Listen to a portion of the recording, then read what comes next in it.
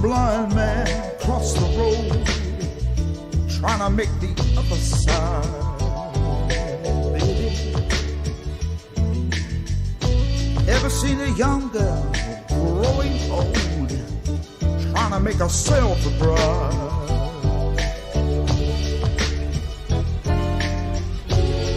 So what becomes of you, my love? Now I am become death, the destroyer of worlds.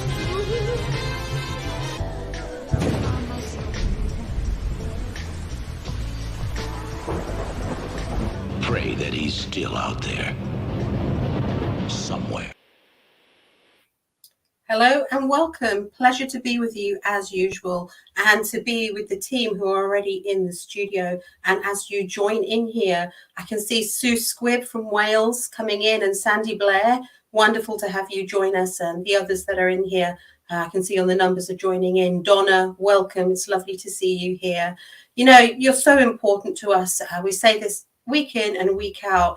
Everything that we do is with you in mind. Here we pray, we study, we hear what you're saying, and then we come together here and all the other weekly programs that we do together. And it's a pleasure to work with such a team and have such a fellowship. The wonderful Rainey Crusset here, who's part of the prayer team for Reading Wahani now, Rick Johnson, Donna, wonderful to have you with us here.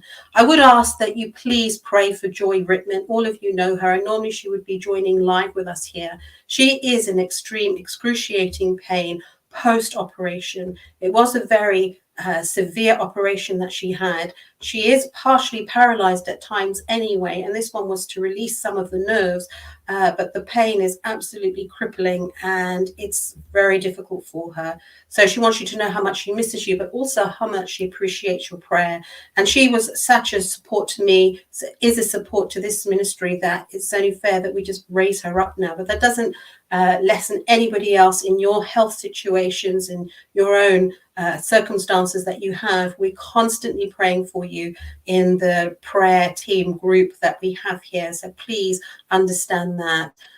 So wonderful, Angela, great to see you here. The wonderful Pauline, lovely to see you live here with us. Thank you for joining us. You know, so a couple of things that I want to say to you first of all, and then we're going to give the time to the actual discussion. So much going on here. So where do I start? So this Sunday, the 19th May, we have Dr. Stephen Pidgeon taking us through a time of worship, a time of gathering together for Pentecost, for Shavuot, where we are going to be together. Now, you can see on the screen that that is 11 a.m. Alaska time, which is 3 p.m. Eastern Standard Time. And for us in the UK, it's rather late, but it's what happens with an international ministry. It's 8 p.m., which is right now GMT UK time, so that we can come together. He's already done the preparation and got the PowerPoint together, but it's going to be a really special time of coming together via YouTube. So if you go to the Eating Wahani and Locust YouTube channel, you can get the notifications there if you press all, or just look out for the link and it will come live to you come Sunday. So really looking forward to that one specifically. Really important. We were so exhausted from April, just coming back from Pesach. It was just too much to do it too quickly in person. So this is a great way of delivering that to you. And I'm really excited about it personally myself. Now, also very exciting news and development. You're already actually aware of this. So let me just change. As you can see, it's turned over now to our gathering for September. This is the in-person Sukkot gathering, which we're doing both in the United Kingdom from the 16th to the 25th September. As I said last week, the 17th and the 24th are high holy days, so preferably no traveling, that we're all settled and admitted come the 16th and departing on the 25th. But, you know, you can come and go as you so choose. We're still looking for location, but we're looking for towards Bath or back to Lutterworth. Florida has been exceptional. The intake and the interest for that, basically, once we just confirm where we are, we're already full house with one apartment. So thank you, thank you, thank you. The culture in America and the way that you work and you get together is so wonderful. And so, there's at least 30 in this one apartment where we're all together already. So we're just trying to now do the finer details, specifically where in Orlando. That will be Orlando, Florida. And so that is from the 16th to the 23rd October, with the 17th being a high holy day. So you can see my email addresses there. Please contact on either one of those. I put Jessica at Cepha just because it's an easy one to remember. The other one is a little bit harder to write down. But this is where you get more information. And there will be a dedicated website to this called High Days International. But until then, you will get everything through Eating Wild Honey and Locust, because we don't want to postpone anything. We want to make the plans and continue on that stead with that. So there's far more developments to come with that. But it's been a great start to that. So thank you so much for that. Now, the other thing, as I was just mentioning, back in March for us, when we came together in Cornwall, we, Eating More Honey as a ministry, had put together the field guide. So it was the spiritual warfare guide, prayer guide, and then the notebook, which is a prayer field guide. And we had given those specifically and did them with an urgency, because we were counting up to Shavuot, to Pentecost, which is still now just around the corner. And we wanted to equip those people in person with that. And then we started to distribute that outside. So this was our first run. They were the first ones that we had done. And they've been updated since then, actually. Now we've got different covers, and they're going to be updated again, but they're more personalized. A fellowship member had actually drawn this cover, created this cover, and these books have been updated with more information inside them. But what we're doing, and this is very, very specific, we're able to now release this to the wider fellowship rather than those that just attended. So I've got here a scan disc, and we have prepared a lot of information that we burnt onto this. Now, on this scan disc, we gave those to those in the UK. It's now going to become available to anyone who wants to get these books, these serious or these on its own. Let me tell you what it has. So it's got about 84 audio files on prayer, demonization, casting out in that area. Very, very important for the times that we're in, especially if we're going into this wilderness type of situation and all these elements we have to come against.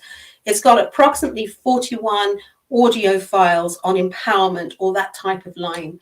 We've got Mike from around the world, Anthony Patch, all of Eating More Honey and Cepha blogs, Eating More Honey PDFs, Lost 10 Tribes books, other books that are in the public domain that you can no longer get, but they're here for you, directories of various content, very, very wide. And of course, Cepha programming. It's got about 27 different programs of Stephen's and 27 programs from Eating More Honey and Locust, including some of Shane's teachings on here too, which you asked for. So there's quite a lot in this little gadget, and that is now available to you. And so we're now continuing to send that as the part of the field guide, with or without it. You can go to the website and there'll be a section there for that. Again, this is so we equip you and we continue to help. And we're going to continue to do this now to supply wider than the programming information through book form, through this type of disc form, and other things which will be released as we've prepared them when we come back to you. And we're working as a team with Stephen, with Cepha, with wider ministries to do this, because time is of the essence. It's not about one ministry, one person. It's about what we do together, how we sharpen one another. Now, as I said, I want to just give so much time to this great study that John has put together. He really does put a lot of worry into getting these together and doing it right. We speak constantly over the phone whilst he's working before and after a meeting, and just getting feedback on where he's going, what the people are saying, and then, sitting and putting these things together. So thank you, John, for that and for your feedback to show us what you actually want us to focus on. So this is all I want to say, because today is history, and I don't want us to get bogged down in the history only. It's important that we understand that foundation and these facts, but let's draw the ruach out of it. Let's see the side that inspires us, that forms our convictions, and let's carry that feistiness and that passion in what we're studying and here today. I want to say this to you. There are many words from Yahusha, our Messiah, that are not captured, you know this, in all the accounts of the canonical Gospels. It's just not accounted for. In fact, out of Yehukhanon's very own mouth, he said, there are many things which Yahusha did say, which should they be written about, every one of those words, he supposes that the world itself would not be able to contain what was written in it. That's from John 21 itself, where it says that. And it's always stuck with me, especially as I read these extra biblical books that are not included in the canon. I see that clearly all the time. As I said, we've done so many programs. Stephen has done extensively on his blogs, on the Sefer publishing site, plus the dig, plus now Sefer Moments, plus what we've been doing for coming just over 2.5 years here on Eating More Honey, where we have deep dived, where we have delved, and we've gone into these biblical books. We've seen that they've been rewritten, underwritten, withheld from us. And when you look at beautiful contexts of 4th Ezra, the book of Enoch, Jubilees, Jasher, you can see what they expound on, how they enhance our spirituality, how they speak about the times that we are in, how they provide context for the now, and even for bits that are missing. You know, like sometimes you would read in the first books of the word about the grasshoppers and the giants, and it didn't have any sense and any context to it. But then you begin to understand about the Nephilim and actually who Goliath was and so on. All these things that have been constrained and kept for us. And all of a sudden they begin to make sense because we're waking up, and there is this body coming away from Christendom, coming away from things that have been overshadowed and blinded their eyes. And we're seeing things for how they are. And with that, we're walking as this new type of people with this new identity, followers of the way, the Nazarene, the called out ones, you know, the remnant. That's what we're trying to focus on and speak today. Bring that into context, as we did last week, focusing on what these Jewish Christians were and trying to really see where we are, because we're not Jewish, but we get accused of that all the time. And it's such a difficult thing, but there is a Hebrewic understanding. And there is also that element of the Jewish side that comes into it. We shouldn't be embarrassed about that, because, of course, Yahusha comes from Israel and he was Jewish in that sense. So to that extent, we have to embrace it, but we have to know that we know, and we're able to verbalize and authenticate and expunge who we are and see it in the word. And so that's where my heart is with this today. So we're going to be looking through history, through to see the origin of the country of Israel, as I just said, so that we just understand the foundations and we build that foundation from here of our faith. So this series, and this is the part 2, is for the Kodashim. Thank you for all of those who are waking up and joining us. There are so many new people here where you say this is all new to you, the Basora, understanding Torah, understanding that there is salvation only in Yahusha HaMashiach, and how important the precepts of the Torah are. And it's wonderful to see these baby steps and how you're joining into this. And then how the Ruach HaKodesh is just grasping you and it's becoming real and revealing to you. And that's our heart here. I'm going to end with this. I'm recently, in all this study, I've got so many books over there, reading. One of them is the book of the Nazarene, and what stood out there is where it recounts where the disciples went to Yahusha. This isn't what you get in your canonical book, so it's outside of that, and they actually say to him, should we retreat to the wilderness and dedicate our lives to you there? And Yahusha's response was more of a rebuke of what use would your teaching be and my teaching be in the wilderness? Are you going to save the rocks? Are you going to evangelize as such, convert the camels? There is no benefit. It has to be practiced. So we have to understand, hence why we're doing what we do in this series and really getting down into the nitty gritty of it. It goes on to say that wisdom is gleaned and harmony of life only comes when you face your trials, when you face your battles, when you don't hide from conflict. Otherwise, the wicked will swallow up the good. We're exposing darkness. We're speaking the hard things of Yah in these programs, and we're confronting and walking with, if we can't hide from, but without fear. You are that lighthouse, and we have to show how we are that ambassador, how we are that beacon, how we are that expositor. And that's why we bring to you what we do today. And specifically, we're going to be looking at where these Jewish sects come from, all these different beliefs and the many different groups, and compare them and see. So you have an understanding. So we can put it all in context and perspective and take it from there. This is something that is developing as a series and developing with you. So I want to thank you for always joining in with us. And with that, I'm going to bring in a great panel, a team to take this further. So welcome, Dr. Pidgeon and Drew, John Hallam. Great to have you all here. Just getting your sound. Yep, all good. Yep. Hello. Wonderful. Thank Hello you. down there. Hello. Yeah, you know, before we start, Stephen, it's such a beautiful response from Florida already to how this is all moving along. And, you know, it's quite exciting with Sunday taking place and the Pentecost service, Shavuot taking place, and then moving over to Sukkot and the planning involved. A great expectation and anticipation, because you haven't been into America yet. So this is the first time, as like with everyone and with Sefer, eating more honey in the different ministries and teams, to meet people. That's just going to be wonderful, to meet these faces we see so small on the screen. It's going to be brilliant.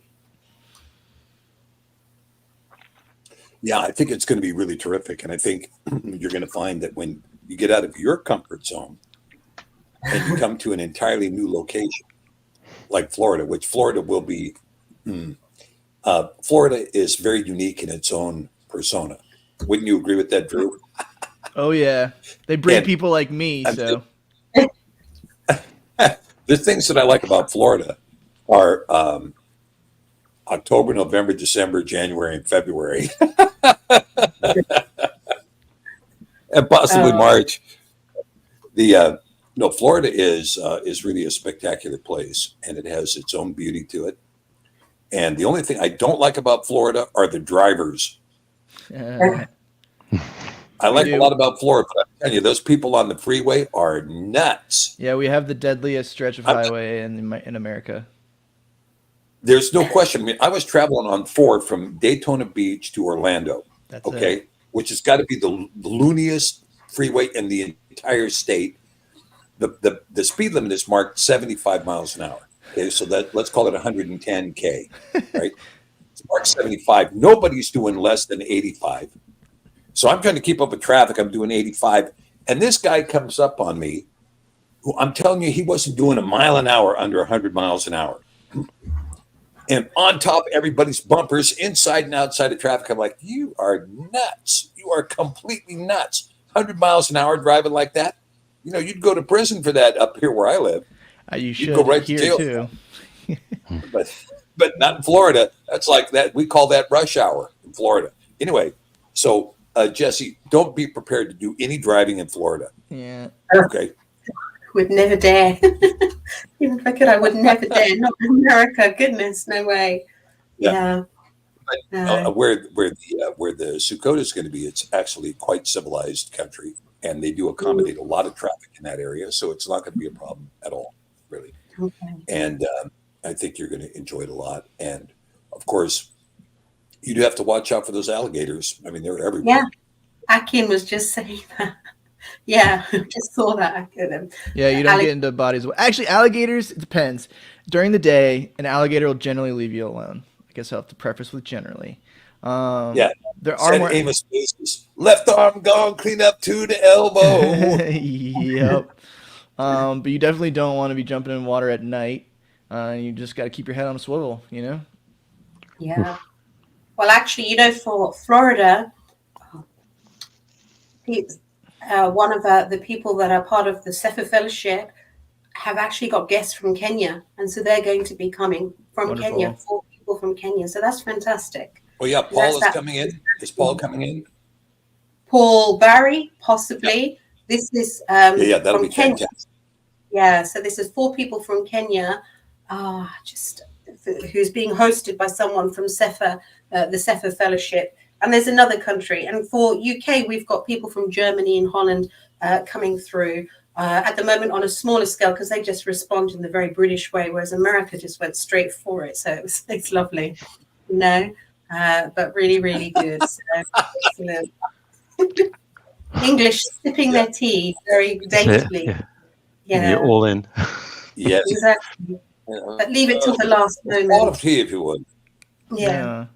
Exactly. No, I think it's gonna be a lot. It's gonna be excellent. You know, I think I've been a vocal proponent of these in-person feasts, and EWHAL Honey has hosted them in Europe a number of times now, and I'm very excited. I think they're so wonderful. I did Sukkot last year with just my brother Frankie, and even just one other family was such a blessing.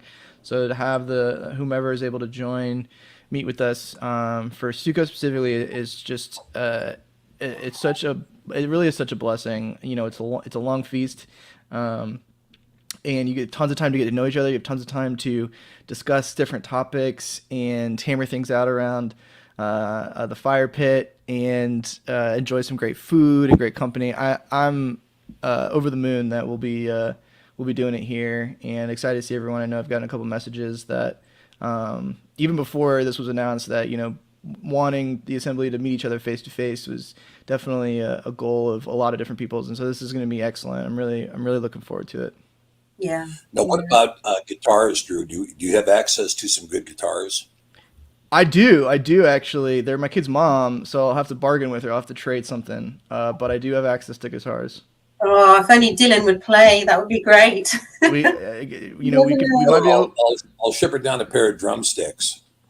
We might be able to convince her. There could be something that she would find worthwhile to barter for. So we do have access to some stringed instruments though that they should they'll make their way down to the fire pit for sure.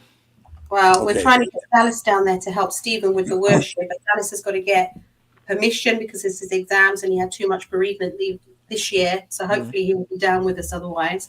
So there's two people who can play piano and guitars. We just need the instruments to get there. It'll work out. That's the easy part. The people to play is the hard part. The instruments, no big deal. Yeah. Well, I've got a new technique I'm using on the guitar. It's called use only one finger. Okay. With the metal slide where it was like bluesgrassy, or yeah, you can do the slide. Yeah, sure. The slide you can do with one finger, but it's a new voicing in chords by only using one finger. Okay. What chord is that? I don't know, but I'm only using one finger. That's the key thing. Don't you do that with like drop D, and then you can just like go up and down with one finger? Yeah, something like that. I'll bring my slide though. I promise I'll bring my slide. Okay. And we need a banjo. It sounds like too. You could probably a banjo, can't you, Dr. Pidgeon? I don't play banjo, but that won't stop me from attempting. I mean, okay. Banjo's tuned in fifths. Isn't the banjo tuned in fifths? I'm not sure. Yeah, I think it's tuned like a mandolin. Yeah. Okay. So, but I can use the Irish tuning on it, where you turn the bottom two at fifth and the top two at a fourth, like a bouzouki. In which case, then I can play that. We'll have a lot of fun with it. Wonderful. Telecaster, someone's asking here. Yeah. Yeah, and Laura Lee, I do live in Florida. Yep, I'm in Orlando actually. So this will be a hop, skip, and a jump from me. Wonderful. Yeah. Okay. Telecaster or Stratocaster? Well, either one of those would be fine, but I think we need acoustic guitars for this situation. And left-handed Martins aren't going to work. I'll have to restring them upside down. But and I'll bring some songbooks with us, so we have plenty to play. Yeah. Like Drew said, around the fire pit, the pool is going to be beautiful, very, very everywhere. homely. Yeah. Be really great. And October's fall in Florida is wonderful. The mosquitoes are gone. The heat is usually subsided, and it's the best time to be there for sure. Wonderful. Well, let's bring John on. John, you can open up and take us through this presentation. Thanks, Jesse. Let's launch the slides, I guess. That's super. Okay, so go to the next slide, Jess, then. Great. So this is part one. This is also kind of a foundation part as well. The last one we talked about the Nicene Creed and the Christian Orthodoxy being launched off the back of that. This time we're going to go into a bit of history. Obviously, we all know we're spiritually Yasharel, right? We don't need to. This isn't a quest to target DNA where it is on the planet or who's in the land for that perspective. But we need to come to a better understanding of the peoples behind the faith. And to do that, we need to understand where they come from, what information they're being given, and what they believe in. And so this next section we're doing now is more the history of the peoples, and the next section is going into their beliefs. And we've got some great tools for this now. If I go to the next slide, Jess, that'd be great. So as a background, then we've got a number of books here. Obviously, got the glorious Sefer there, resplendent as ever in the top left, used for Maccabees today and various other extra biblical books, which are actually canonized by various parties, but it's in the Sefer, so it's fantastic. We've got Stephen Collins there as the next one, the Lost Tribes of Yasharel. That's only briefly touched on. Josephus, the Antiquities of the Jews, is used today and next week quite heavily. And the bottom left is the main one that we'll be looking at next week specifically, but this week also as a frame. So this is the one we discussed last week slightly. This is the Bishop of Salamis, who in, I think it was about 384, he created this Panarion basically, which is basically means breadbasket. And we've got two copies of the same book here. You might think, oh, that's strange, isn't it? But it isn't when you consider that this book was first translated to English in 1987. Not 1777, but 1987. Right, so it's only been on the market for about 30 years or something. We've got two translations. The first person to translate it in 1987 was Frank Williams. We've also got the Philippa Amidon translation. And there are discrepancies. And the sorts of things you find is when you look at the Essenes of various, Sabbateans and others at the sects, it'll say, some bathe every day and some baptize every day. So the nuances in the terminology and the phraseology between the two versions is quite specific, and we need to use our discernment to understand the correct translation, because we don't have the source. Well, I don't have the source anyway. This book was written 1700 years ago, so that's why I have the two. And then on the right, we've got the Cambridge ancient history there for the Hellenistic times, which we'll touch on today. Okay, so it is what it is. A bit boring that slide, but there we go. All right, so for the glory of Yah, as always, let's move forward. On the right, you can see a map with squares on it, different colours. On the left, you can see text with the different colour bars. So the bars link to the text on the right. So we're going to start with the red bar, which is basically, we're going to talk about the land of Yasharel. We're going to talk about how the different tribes exited and what happened as a refill. So basically, when Yah does something, he does it extremely well. So when we read through this, you'll find that there wasn't a single person, potentially, left after the tribes. Even the vine dressers in Jerusalem were taken away, as you'll find out. So they're backfilled with other peoples, etc. Are you guys okay? Okay, so 733 BC, captivity wave 1, a large part of the northern kingdom was removed. Okay, so in 2 Kings 1529, all the land of Naphtali were carried out captive to Ashura, and 1 Chronicles 5:26, the Reubenites and the Gadites and half the tribe of Manasseh. So on the right you can see the 2 red boxes. So they were taken out in 733 by the Assyrians. They came in, raided and took them away. 13 years later, the small black box in the middle, it says Ephraim in the middle, okay, that was all that was left of the tribes, because the others are gone. So they came, stormed that, and you get in 2 Kings 17:5. Then the king of Assyria came up throughout the land and waited up to Samaria and besieged it for 3 years. And so these 27,290 people held off the Assyrians for 3 years, and then they were taken away. And that's corroborated by the Assyrian tablets. Okay, so that's wave 2. The northern tribes escaped to Carthage, Ireland, Britain, Spain, USA, etc. Okay, via the lines of the Phoenicians by ship. Okay, so you can see the arrows on the right hand side, the escapes off the coastlines there. And also, as it's written, as Gawler writes within the Lost 10 Tribes book, to the Caucasus Mountains. And it says here, Eldad stated that these Israelites who migrated via the overland route did so in considerable force, that many of the people did not go into captivity, but evaded the calamity, going off with their flocks and turning nomads, that the chief of prince of whom they appointed could muster 120,000 horse and 100,000 on foot. Now they have 13 years to do this. So over 13 years, they went up north, and so they left the land. And then finally, captivity wave 3, we have Judah that moves out in 2 waves. Okay. Any questions, anybody? So that's fairly to the point.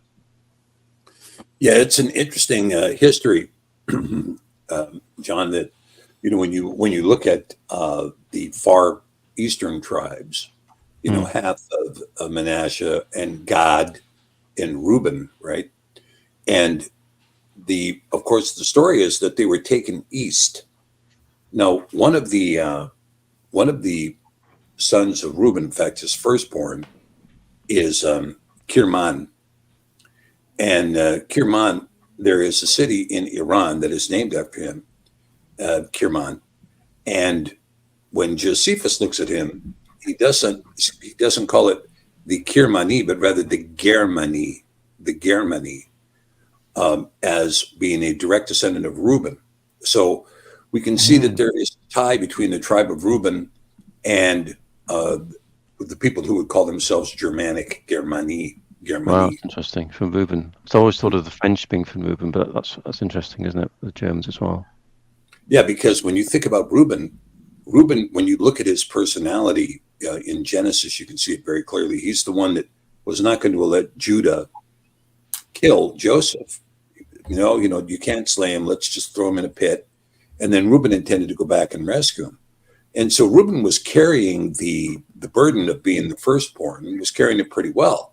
But then he decided he was going to, Dad's old, and so I'm going to take the throne here. So he takes the throne by having a relationship. I think it was Bilhah that he had this relationship with. And when he did, this was a usurping of the throne. See, it's not just he went up to his father's couch, but this was a symbol of I'm taking Dad's concubines, right? It was very much a political signal.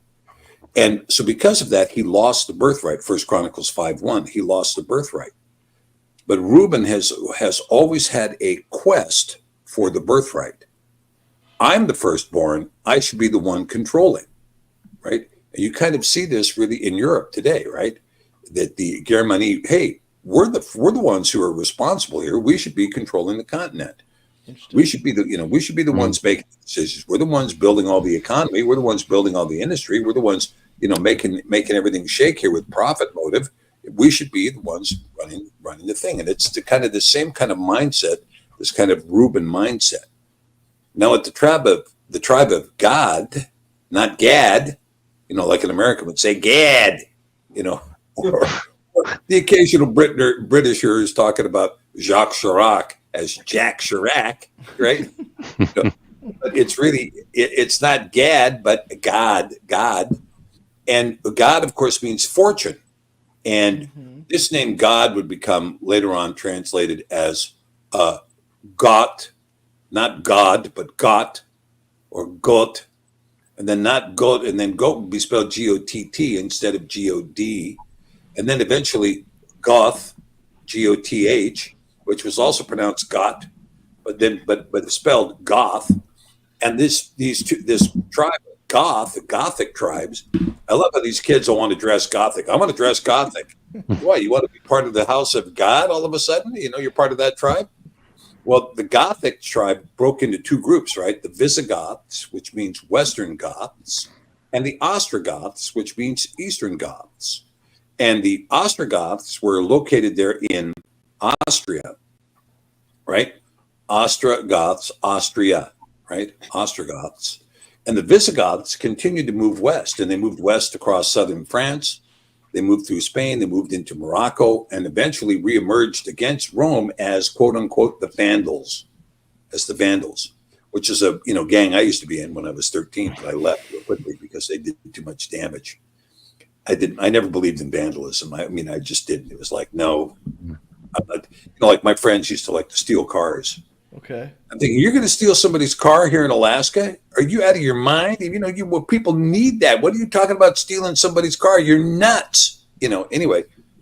But the thing is, with the Vandals, they did come against Rome, right? So Ostrogoths, Visigoths.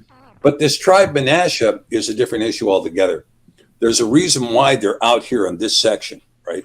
They put them out at the far east to defend against the oncomers because Manasseh was ferocious. And they would go out and, when Og of Bashan was conquered, that was Manasseh only. Manasseh only conquered Og of Bashan. So everybody's saying, well, Manasseh, put those guys out there. If anybody comes to bother us, they can try to go through Manasseh. So when Manasseh is taken captive, they're taken way captive.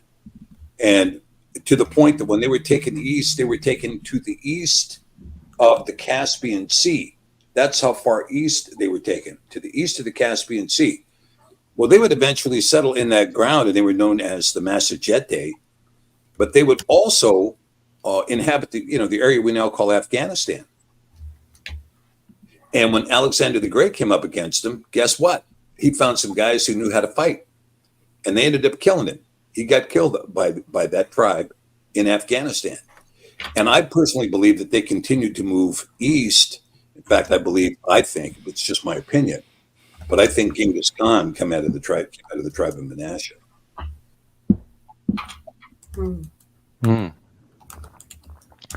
That's the old, So there's such, it's trying to follow the paper trail, isn't it? And it's like a dead case, a cold case, isn't it? Going back over the time now to try and find out.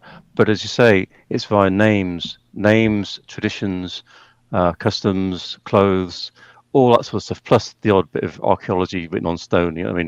Chiseled on stone. That's all we've got to go on, really. So yeah, that's it. And there's other things you can go by. For instance, you can go by heraldry to a point. For instance, when you see ancient flags, ancient banners, ancient what are they called? Coats of arms, ancient coats of arms. These kinds of things, although most of those only go back 400 or 500, maybe 700 years. But you can see symbolism of ancient flags that go back farther than that. And for instance, when you see the gold rampant lion, the rampant lion, or the red rampant lion, these are two pretty good symbols. Gold rampant lion, a symbol of the house of Peretz of Judah. The red rampant lion, a house of Zarak from Judah. The red rampant lion, also symbolized by the red hand, right? But you're right. Other than that, it is a cold file. And, like, for instance, anyway, I won't bring that up. But I just wanted to point out, in Naphtali, we also know that we've been doing work with this Dr. Jeanson, and Naphtali is really taken east. I mean, really taken east. Like, we believe that the Chinese may be children of Naphtali, and also in Southeast Asia, children of Naphtali, even into the Philippines, and possibly the Polynesian people, children of Naphtali. And that reach, when you go through the children of Naphtali, all the way through there, that reaches all the way to Alaska. The Tlingit people are related to the Polynesians in Hawaii, who are related to the Indonesian and Filipino people. They're all kind of a similar DNA, and it all appears to be coming from Naphtali. Wow. But when we talk about Dan, and you have Dan down here, and you show Dan here in this particular slide here, John. Yep. You have Dan down here in captivity wave 2, right? Yep. But if you look up here, there is you don't have it very clearly marked up here. But Dan was also up here north. If you see it, look in the region of Naphtali up here in the far northern red block. Yep. In the far northern corner there, you see that little city of Dan right there? Mm-hmm.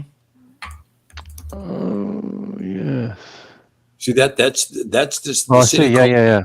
Top corner. Yeah, right in the far corner. Yeah. Yeah. And that is actually right near Mount Sair, or what they call Mount Hermon. And that particular city was formed in the book of Judges in chapter 18, I believe, 18 or 19. Dan starts talking about these groups of the sons of Belial. Yep. They came into Benjamin. And when they came into Benjamin, which of course is down here around Jerusalem, they came into Benjamin and they were making trouble. That's right. And that whole story about the Levite priest and his wife and all that stuff. And at any rate, they seized for themselves a city. And the city they seized was up here. It was part of Naphtali, but it was so far removed from everybody else that, Japan is Gad, Okay, thank you, Sherry. when you get so far up north here that nobody was supervising that town where Dan was. So it was part of Naphtali, and okay, you're part of that tribe, but who can see? Nobody can see. You're in this valley. You're all here by yourself. So they seized the city. Now, it also says that Dan leapt over Bashan, the land of Bashan, leapt over. And so you can see that this land, when Dan departs from this northern section, so Dan is in two sections, down on the coast, where they didn't spend much time because they were seafarers. And then then the northern section of Dan, where they had leapt over the Anatolian Peninsula into the Black Sea, naming the rivers after themselves. The Don River, the Don Neper, the Don Nestor, the Danube. All the four main rivers coming into the Black Sea are named after this eastern section of Don. The western section of Don are seafarers. They become the Tua the Danan in Ireland. They create a place at Don's Mark, we call it Denmark now. It was called Don's Mark. They inhabited the far end of Scotland.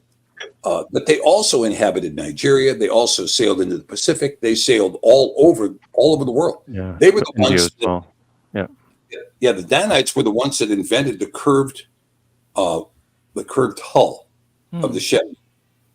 So the ship would come around into the water like this, and by doing this, when the waves washed ashore, it wouldn't wash over the gunwale into the ship. They were the ones that invented that. Yeah, that retelling of Dan and Kings is interesting. Don't they get wiped out? Isn't it Dan that gets wiped out, and then they leave like 100 alive, and they take wives? No, it's Benjamin. Benjamin gets wiped out. Yeah, everybody. But yeah, you're right. Yeah, it's a horrible story. Yeah, it's a terrible story. Yeah. We also, and the other clue we have really to these tribes movement throughout the years is, I guess, Jacob's blessing. You can kind of look at how he blessed the tribes and try to understand that in the context of the historical movement of people. For sure. You look at those blessings in Exodus there and everything else over the tribes. You're right. You can follow the blessings of the people for sure. And I think that's where, we can, of the faith, if you take the scripture literally, we can, you can follow it through, can't you? Which is wonderful, really. Super. Jess, do you want to go to the next slide? I mean, it's a good template. That gives you a good view of the tribes. We're going to drill into, because I kind of, again, you've always got to read the small print with scripture. And so you think, oh, well, they're taken off to captivity, to Babylon, etc., the wave, but there's several waves. And then you find out that the people left weren't left, kind of thing. So let's go through it here into the details. So 597 BC. This is Nebuchadnezzar when he came in, and he carried away all Jerusalem and all the princes and all the mighty men of valor, even 10,000 captives and all craftsmen and smiths. None remained save the poorest sort of people of the land. So he took anybody skilled and took him back to Babylon, right? Now you've got to think at that time, Jerusalem may have had a few tens of thousands of people, but Babylon had a mass of over 250,000 people. It's like going to a major metropolis, right? Babylon was the center of the Babylonian Empire. It had so much going on there. Anybody with any skills, like these people here that take it away, education, no wonder a lot of them didn't come back, right? It's kind of interesting, that, I think. Then 586 BC, right? So second wave, migration out and slaughter. So 2 Kings 25:11. Now the rest of the people that were left in the city and the fugitives that fell to the king of Babylon with the remnants of the multitude did Nebuchadnezzar, the captain of the guard, carry away. But the captain of the guard left of the poor of the land to be vine dressers and husbandmen. So basically, the only people left after all of this tragedy, even the second time, with a massive, this 2 Kings 25:11, I didn't go through all the other bits where they go through the city and just slaughter everybody, even the temple and everything else, right? It's carnage, right? 586. But they left a few poor people to be vine dressers and husbandmen. But then if you go down to 2 Kings 25:22, you can see that as for the people that remained in the land of Judah, whom Nebuchadnezzar, the king of Babylon, had left, even over them he made Gedaliah, the son of Ahikam, the son of Shepham, ruler. Okay, so Gedaliah was made ruler over them. And then it says, and Gedaliah swore to them and said to their men, and said unto them, fear not the servants to be servants of the Chaldees, dwell on the land and serve the king of Babylon, and all shall be well with you. So he is saying, stay with me, you'll be fine, I'll look after you. Okay. But it came to pass in the 7th month that Ishmael, the son of Nethathiah, the son of Elishma, the seed of royal, came, and 10 men with him, and smote Gedaliah, and he died, and the Jews and the Chaldees that were with him at Mizpah. So what happened there? Next bit, and all the people, both small and great, and the captains of the armies, arose and came to Egypt, for they were afraid of the Chaldees. So anybody that was left in the land ran for their lives to Egypt after the killing of the captain of the guard, basically, even the soldiers. So the land was cleared by one way or the other. There wasn't anybody left in Jerusalem at that point. Okay. Don't know if you agree with that, but that's what it says. It says all the people. So at this point, you've got a land north to south that's been cleared. There's been a land clearance. People have all gone. So somehow we're going to arrive to have lots of people in here. And what you'll find out over the next pages is that there's a recolonization, and people are converted to the faith of Judaism, effectively. Or I hate saying that term because it doesn't really reflect Yasharel. There used to be sects of Yasharel and the Torah, not Judaism, because as you'll see, most people aren't Judah in this country. So if we go to the next slide, we'll look at the reoccupation. So immigration 1, Samaria. This happened between 721 and 681 BC. And in 2 Kings 17:24, it says, and the king of Assyria brought men from Babylon and from Cucuth and from Ava and from Hamath and from Sepharvaim, and placed them in the cities of Samaria instead of the children of Yasharel. And they possessed Samaria and dwelt in the cities thereof. So on the map here, you can see the 5 cities. You've got Hamath right in the north, where the Hittites would have been. And around Baghdad, you've got the other 4 cities. So all these cities, and this is the policy of the Assyrians, when they conquered, they'd replace populations. So over that period, all these people went into that land. Okay. So, yep. So, okay, as they arrived, 2 Kings 17:25, and so it was at the beginning of their dwelling there that they feared not Yahweh. Therefore Yahweh sent lions among them, which slew some of them.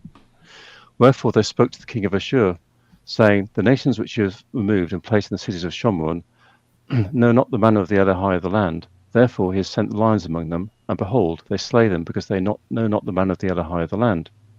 Then the king of Ashur commanded, saying, carry thither one of the priests whom you brought from hence, and let them go to dwell there, and let them teach them the manner of the Elohai of the land. Then one of the priests whom they had carried away from Shomron came and dwelt in Bethel, and taught them how they should fear Yah. Okay, Yahweh. So notice at the bottom here is the history is confirmed in the Bishop of Salami's Panarian, but it states only that the first 5 books containing the law that the Torah were given. So he's saying that he's corroborating the story, but he's saying that you've got to imagine also, the first of the prophets was Amos, and here's about 765, and then you got people like Isaiah. So a lot of these prophets hadn't even been around. I mean, you might have writing of Amos somewhere, but this was very, very early. So to have the Torah and not the full Tanakh with all the prophets is probably not unreasonable, I'd say. As a comment. Yeah, the Samaritan Pentateuch, it's known as. And the Samaritan Pentateuch is interesting because it has over 2,000 variants compared to the Masoretic Pentateuch. Wow. Didn't know that. Yeah, so it's and some of those are not substantial; they're minor differences, but some are major. And one of those has to do with Judah. In Genesis 49, it talks about how Judah will have his hand on the neck of his enemies. But in the Samaritan Pentateuch, it talks about how Judah will have his hand on his own neck, which is indicative of Judah the archer pulling the bow back to his own neck. And so this is one of the fundamental differences in the Samaritan Pentateuch. And of course, both differ wildly from the Septuagint, particularly in the ages of the patriarchs, because Septuagint adds 100 years to every one of the patriarchs prior to the flood. And so you get something, and you get a completely different calendar coming out of the Septuagint that does not appear in either the Samaritan or the Masoretic text. So what we see in the book of Jasher, in the Sefer, the book of Jasher appears to be a book related to the Samaritan Pentateuch and not the Masoretic Pentateuch. Because remember, it escaped the Masoretes and their pen for 1,500 years. And so it was not found with the Nicaea when they found the text of Jasher before it was originally published, because it was not subjected to a Masoretic construction. Very interesting. Yeah, that's interesting, isn't it? And then, so this basically implies that we had lost Psalms between this period and when, I guess, Ezra would have rewritten them, if we didn't have them in that Sumerian. Yeah, well, there's all sorts of, exactly, that's good logic there. And I think this is the thing where, as we find out, the Samaritans never enhance their books. They take the books, the first 5 books, and that's it. That's the end state for them, right? And so when Yahushua comes, they're not looking at the prophets to see. There's nothing to say. Oh, look for this prophet coming. The Messiah is going to arrive, because they haven't got any scripture about the Messiah. They haven't got Isaiah talking about it. I've got anybody else telling them, pre-warning them. So they're blinded. It adds clarification to his statement that he says salvation is of the Yahudim, which could mean a whole bunch of things, but it's interesting, right? It's kind of it could be these books that they didn't have. For sure. So, just want to go to the next slide. So these Sumerians, right? They appear again in Ezra 4, which is kind of interesting. So it's out of context a bit, but it's in context. So I'm going to go through Ezra 4 a little bit here.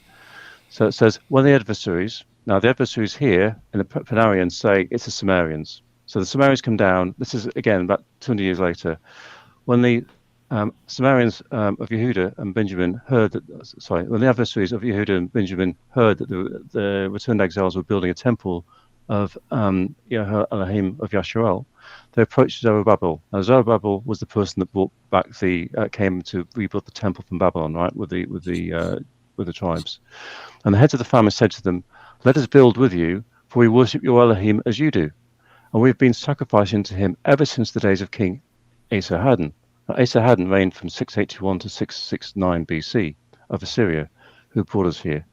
So these are the boys and girls in Samaria that have been put there by the king of Assyria, effectively, and they're saying, "Can we help build the temple?" But Zerubbabel, Yeshua, and the rest of the heads of the families of Israel said to them, "You shall have no part with us in building a house for our Elohim, but we alone will build unto Elohim of Yasharel, as King Cyrus of Persia has commanded us." So at that point, there's a division, right? And you'll find out that the Samaritans never worship in the Jerusalem temple from that point onwards, right? Ever. And you also see notes below, as you'll find out, the Samaritans who say the Samaritans' Torah is the oldest, is only the first 5 books. And as I mentioned, it predates the prophets, etc., etc.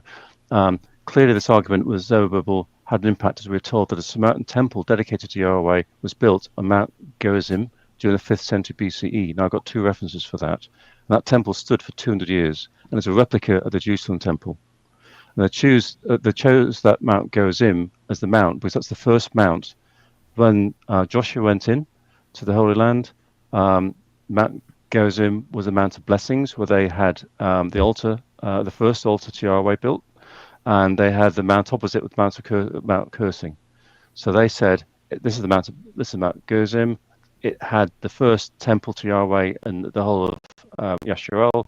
We're going to build our temple there, and we're going to, ignore Ezra and the boys in Jerusalem, basically. Yeah, and interestingly enough, that's where you remember the gal at the well, the Samaritan gal at the well she is talking to, and she says, "Our forefathers worshipped on this mountain."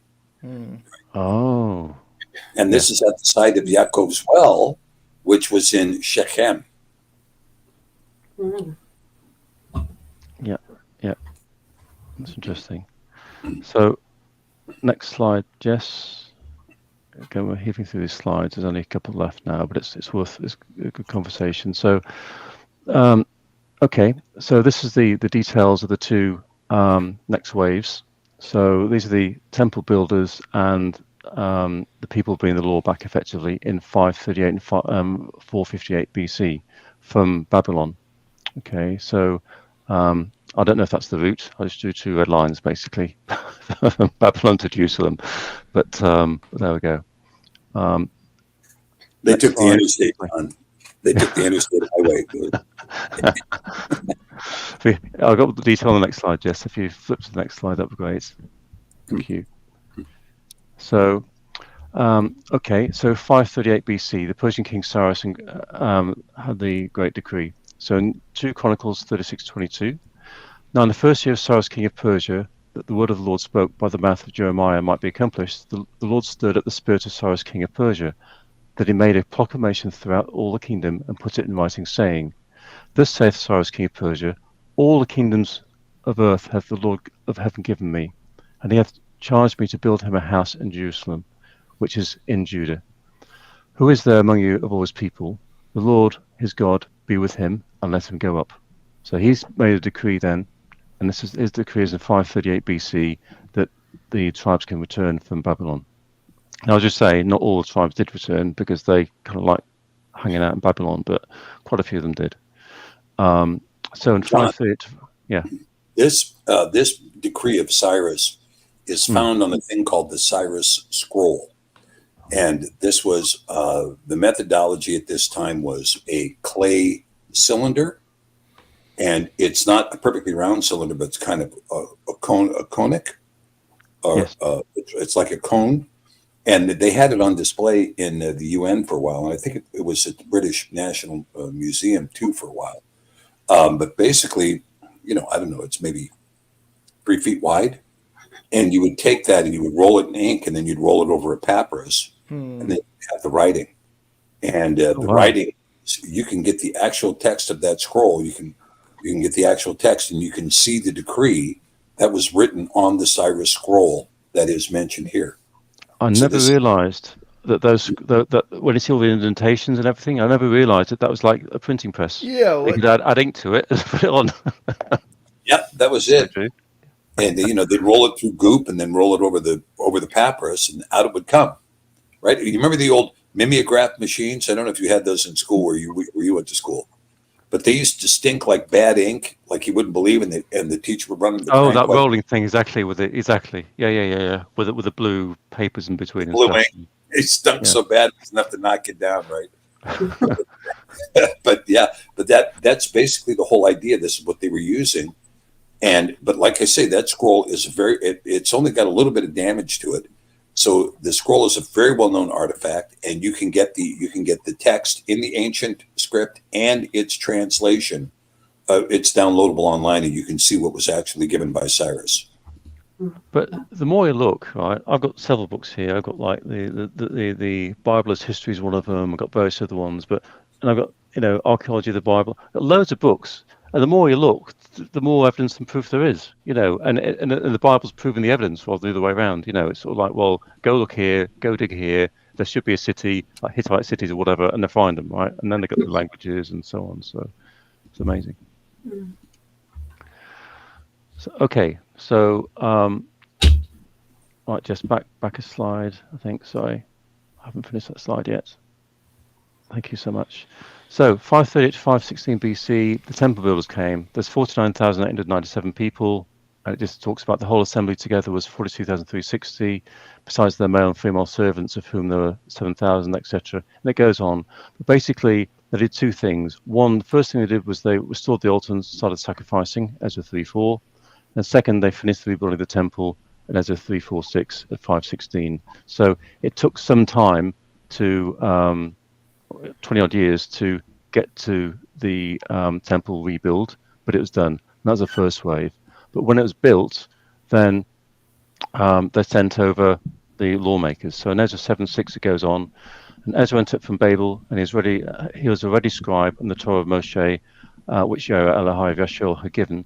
And the king granted him all the request according to the hand of EWHAL upon him. And they went up some of the children of Yasharel, and the priests, and the Leviim, and the singers, and the porters, and Nataim, unto Jerusalem the 7th year of Architecture, the king.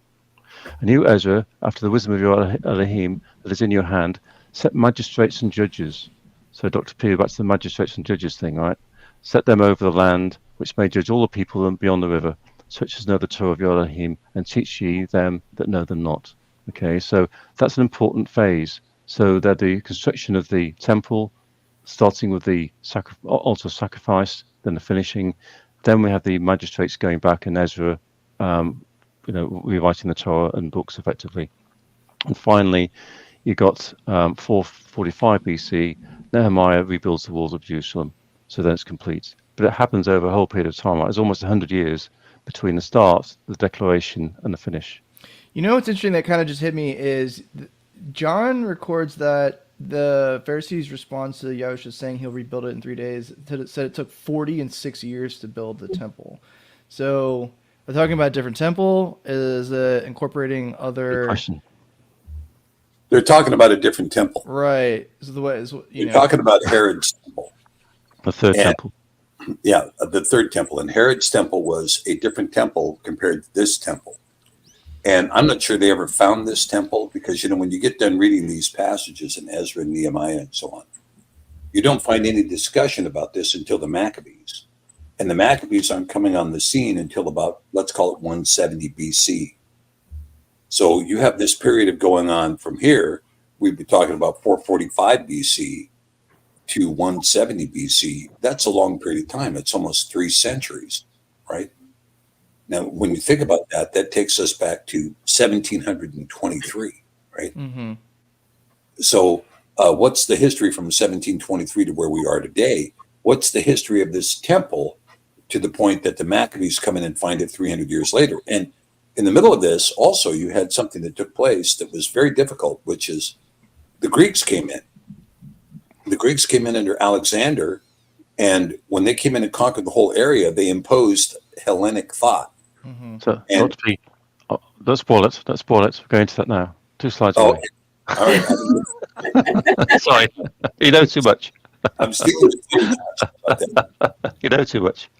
So, but it's interesting. Okay. It gives credence to that phenomena, right? Because we have in Scripture that the temple that they were worshiping in at that time took a different time period than the Tanakh says this second temple construction did. I think so. I think the temple. Look, Herod. If you ever go to Israel, okay, you can see with your own eyes. Herod was a major contractor, what we call him in the States. He was a contractor, okay? He knew what he was doing in terms of construction. And Israel is primarily limestone. So it's a very fungible tool that you can use. You can build out of limestone. You can cut the blocks you want to cut. They don't break. They're soft enough where they don't break, but they're hard enough where you can chisel out what you want. So the Kotel, or the Wailing Wall, that is built of these huge, massive limestone stones, huge. And there, and what you see above the ground, there's as much below the ground as there is above the ground. Okay. Massive. And so when you see that wall, you ask yourself the question, okay, this is an impressive wall. Now go up to Caesarea, where Herod had his summer palace up there. And his summer palace, he didn't reside in Jerusalem. He resided in Caesarea on the coast. And he built a port up there because there is no port in Israel. The beach just goes like this, whoop, continuous line, from Egypt all the way to Haifa. It's just a continuous straight line. So he had to build someplace where Roman ships could port, just like they're doing right now in Gaza, right? The U.S. is building a pier to run out into the water where you can actually port a ship, because otherwise you couldn't get to shore. So Herod built an enclosed square that was the port for Roman ships to come and port at Caesarea. He built a summer palace there. He built one of those, what do they call them, infinity swimming pool. He had an infinity swimming pool. By the way, this stuff is still there, right? It's still there. He had this infinity pool that looked out over the coast. This is where he drowned his own son because his son threatened the throne. He drowned him in that pool. And then, he built an amphitheater. The amphitheater is still used to this very day. It's practically in perfect condition, still used to this very day. They do concerts in it all the time. And then beyond the amphitheater is the hippodrome where they had chariot races, like out of Ben-Hur, So you had the hippodrome back there. All of this he built. Then he built the Temple Mount. He built what we call the Temple Mount, was really the Fortress Antonia. And he built this to house a Roman garrison. So it had to be a certain number of acres, right? And he built it exactly in that manner.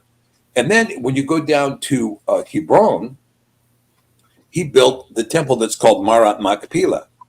And so you see, again, those same huge, giant limestones built up in this temple around what they claim to be Abraham's cave. And then the Muslims come in. And so you can see in Israel, you see three construction levels. You see Herod's construction, giant bricks. Then you see the Byzantine construction, smaller bricks. And then you see the Muslim construction on top, smallest bricks. That's what you see. It's very clear. You can see it with your own eyes.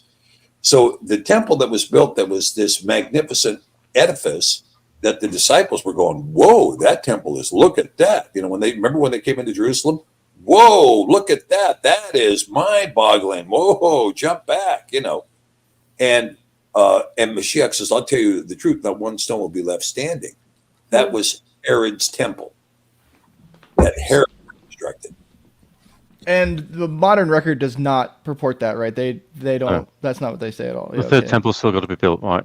They've Right. still got all the digging machines, the plans, everything's going to take 6 months to do, blah, blah, blah, on the third temple, which obviously we know by the sound of it has already been done 2,000 years ago. 70 Exactly. AD. This would be the fourth temple, or possibly the fifth, but it's not the third. After the Samaritan one, it'll be the fifth. So, anyway, sorry, I'll too glib. Okay, Jess, do you want to go to the next slide? So, so we've had the Assyrians to start off with, we've had the Babylonians, now here come the Greeks. So 333 BC, Alexander defeated King Darius III at the Battle of Issus. The Greeks take over from Babylonians. So the Greeks, obviously, high culture, etc. But as we've said before in one of our other programs, you know, when you look at the definition of how the Greeks look at, you know, Phoenicia, they take it as being the whole of Canaan, effectively. So it says the Greek name Phonik or Phonics is first mentioned by Homer. In Homer, Phoenician is synonymous with Sidonian, though the exact extent of the region called Phoenicia cannot be determined. The name is clearly the Greek equivalent of Canaan. That's important, that, because when you do Googles for Phoenicia, you see the 5 cities or whatever it is on the left, and that's it. Right, it goes in about 2 miles, but it's done. Right, it's all sea, nothing else. But these Greeks didn't treat it that way. And as you go down through here, the Cambridge Ancient History, I'll just read this section from it. It says, Phoenicia in the late 4th and early 3rd centuries was Hellenized to a comparatively large extent. At that time, Phoenicians were at home in Greece, Athens, Rhodes, and in Corinth, and the Greeks at home in Phoenicia. As far back as Ptolemaic rule, Judea, that is the city of Jerusalem, its territory and adjacent district inhabited by the Jews, was surrounded by a ring of Greek cities. This is the Cambridge verbiage here, okay, from the history department. Some of those were cities containing a fair number of Macedonian and Greek settlers, military and civilian, some of them ancient commercial cities which are developing along the same lines of gradual Hellenization as the neighbouring cities of Phoenicia. The coastal towns of Apollonia, Joppa, Astos, Ascalon, Athendon, Gaza, Raphaea, etc. In Samaria, the city of Samaria itself and Nysa, Sippopolis had undoubtedly a considerable Greek population. At Marissa in Palestine, there certainly existed a colony of Sidonians for the most part of the Greeks, with its own self-government and representatives. Tombs excavated from around 200 BC prove that. Okay, and then Transjordan, Philadelphia, Philitoria, as you know, reflect Ptolemaic Egyptian foundations. However, Pella, Dion, Goza, Garda, Abila form various Seleucid Greek kings. So you can see what really happened was the northern territories of Samaria were filled very early on by the Babylonians.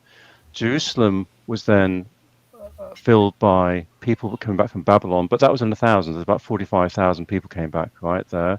And then over the next, from 333 BC onwards, right, until the Herodian era, about 60 BC, right, over that nearly, several hundred-year period, the Greeks moved in, right, and the Egyptians, and built cities all around, as you can see on the map on the right.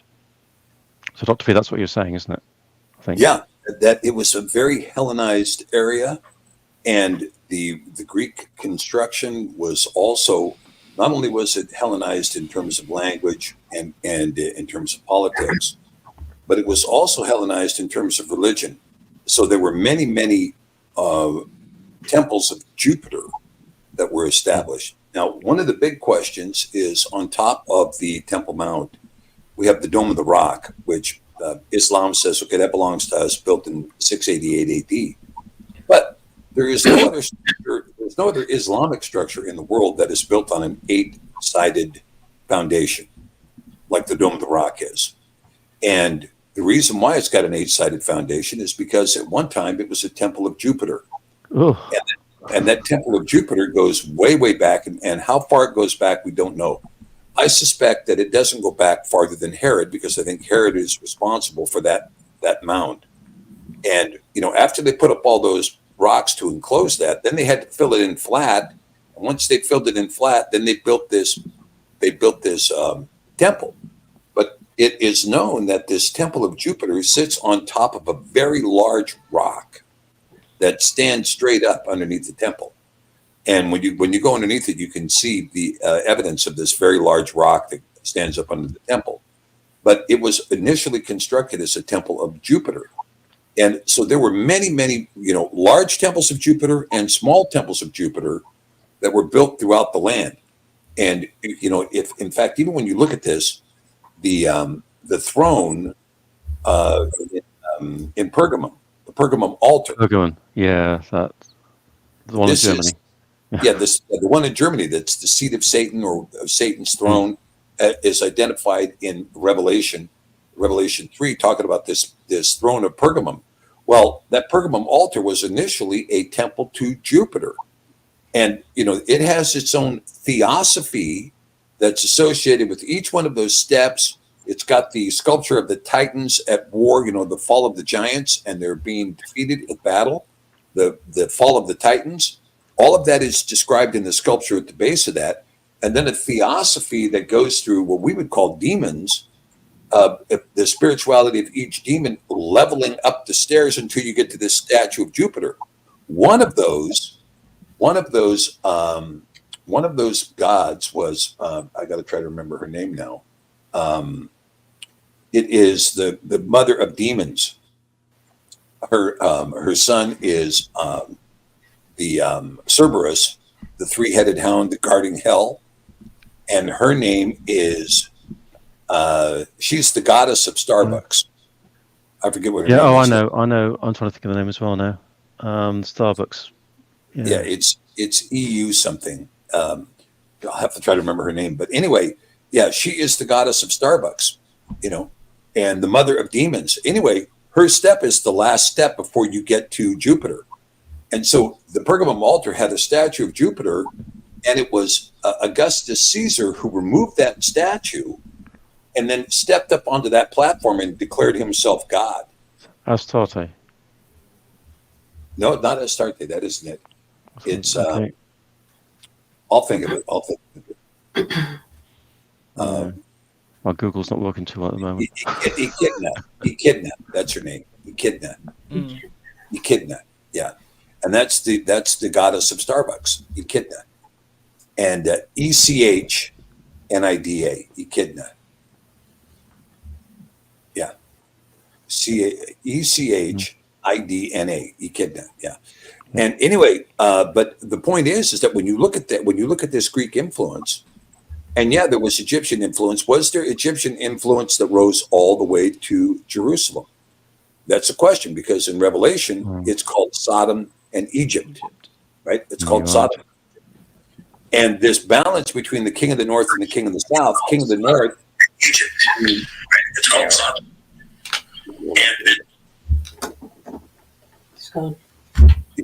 So the king of the north was Antiochus, and the king of the south was Ptolemy.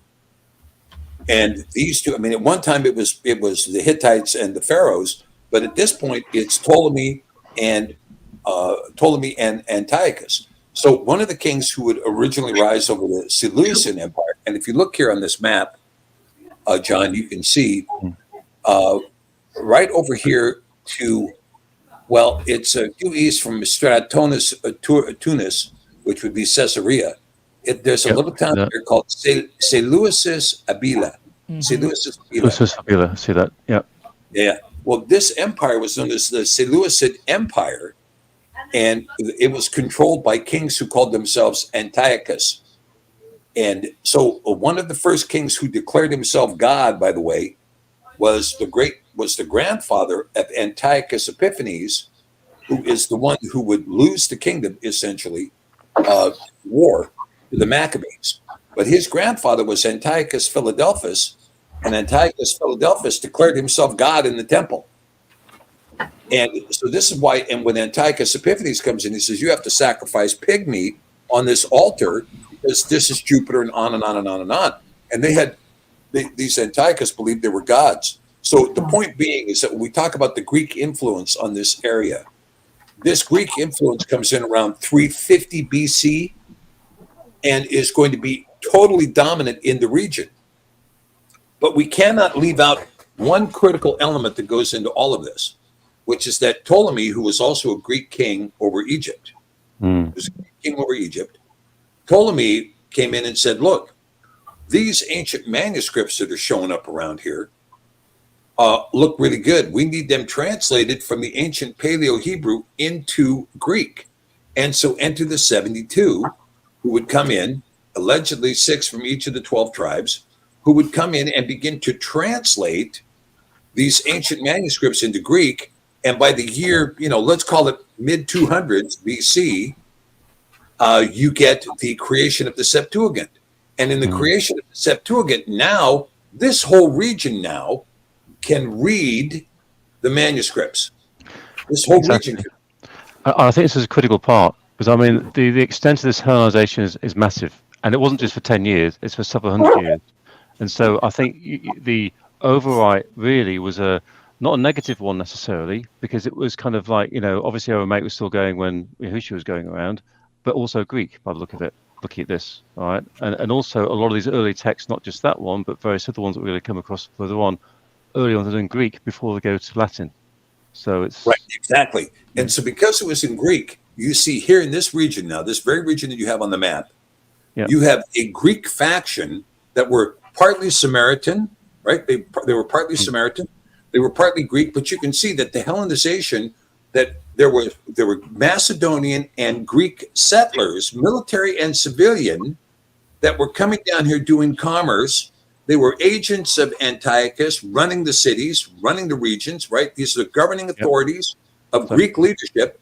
And in this group comes these Maccabees, who never identify themselves as the house of Yasharel. None of the book of Maccabees say these are direct descendants of Judah, even though we have one guy, Judas Maccabeus, or Yehuda Maccabee, who has the name Yehuda, but that doesn't necessarily mean he's of the tribe of Yehuda. And so where you see is that you have the Maccabees coming in, reading this Greek text and going, hey, this Greek text is talking about chosen people.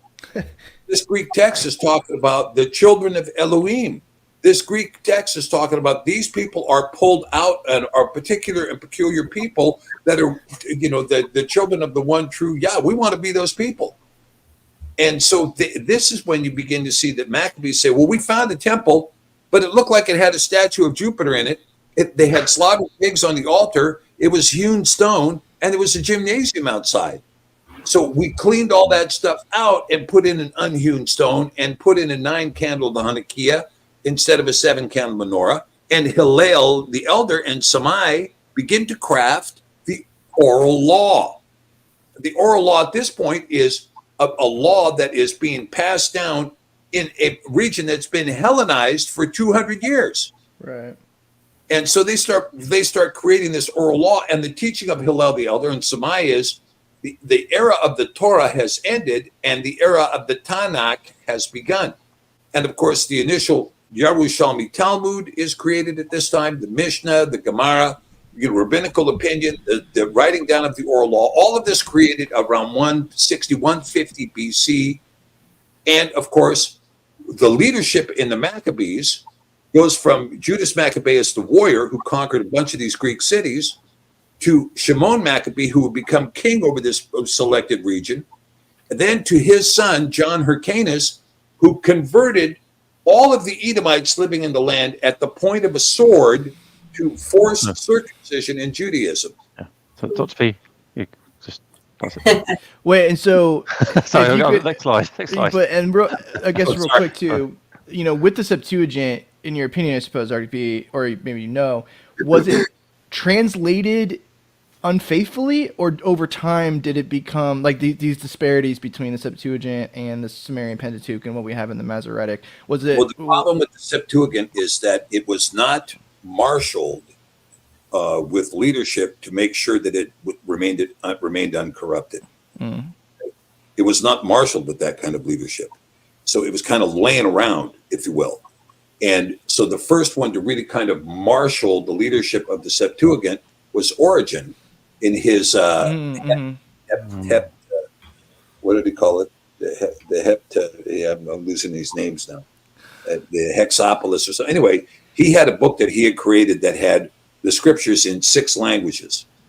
And one of those was Septuagint. And his work, even though they disregarded Origen later and said, his work is like, we don't like it. But nonetheless, the popes accepted the work of Origen in terms of the Apocrypha. And they said, these books appeared in the Septuagint. They're going to appear in our Old Testament. That's 300 years later, right?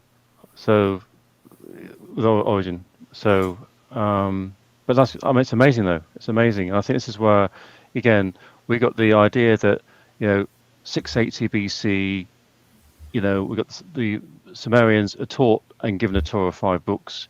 We've got Ezra then rewriting the books in about 450 or whatever it was. We then got this Septuagint being written, Ptolemy going around to the tribes, rewriting it about 250 BC or something. Then Origen doing his thing. So you can see there's always been about four rights already. I get to it. Yeah. What dating is the Qumran caves? So like the writings of the Essenes at that time. They're roughly between 300 BC and maybe 80 BC, maybe even earlier than that. You could maybe get up to 40 or 50 BC. But when I looked at the writings from the Dead Seas, you have an the script continues to move towards Babylonian block script, Aramaic block script. So you start out back here with Paleo kind of figurines, and then the Paleo changes, and the Paleo changes again, and the Aramaic block script starts to emerge, and then eventually you get to it's nothing but Aramaic block script. No vowel sounds though. No nikudot. Interesting. Because it's very because we rely a lot on the Qumran scrolls to add validity to, for instance, like the Book of Isaiah. This is a common one. Like the Book of Isaiah found in the Dead Sea Scrolls is identical to, or more or less to, the Book of Isaiah that we have even in modernity.